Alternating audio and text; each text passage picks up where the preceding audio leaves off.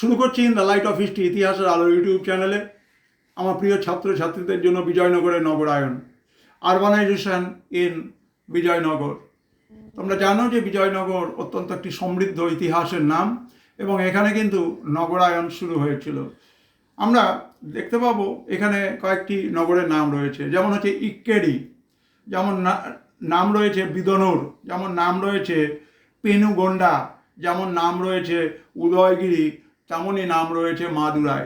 তার মধ্যে মাদুরাইয়ের নাম তোমরা সবাই জানো এবং মাদুরাই বিখ্যাত মন্দির স্থাপত্যের জন্য বিখ্যাত হয়ে আছে। এবং আমরা আব্দুল রাজ্জাক তার বিবরণকে হাতিয়ার করে আমরা এখানে আলোচনাটা রাখছি। বিজয়নগরের ঠিক পরে আরেকটি গুরুত্বপূর্ণ শহরের নাম ছিল ইক্কেরি। বিজনূর আজকের দিনে পশ্চিম কর্ণাটক, এই শহরটাও ছিল বেশ সম্পদশালী এবং জনবহুল। অপর গুরুত্বপূর্ণ শহর হিসেবে জারসোপ্পা বা গেরুসোপ্পার নাম আমরা উল্লেখ করতে পারি। বিশেষভাবে গোলমরিচের ব্যবসার জন্য কেন্দ্র হিসেবে জারসোপ্পা বা গেরুসোপ্পা এই জায়গাটা অত্যন্ত বিখ্যাত ছিল।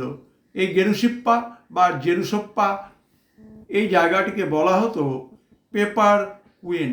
সুতরাং তোমরা এমসিকিউ এর জন্য এখানে ছোট ছোট অনেকগুলি শহরের নাম পেলে। তার মধ্যে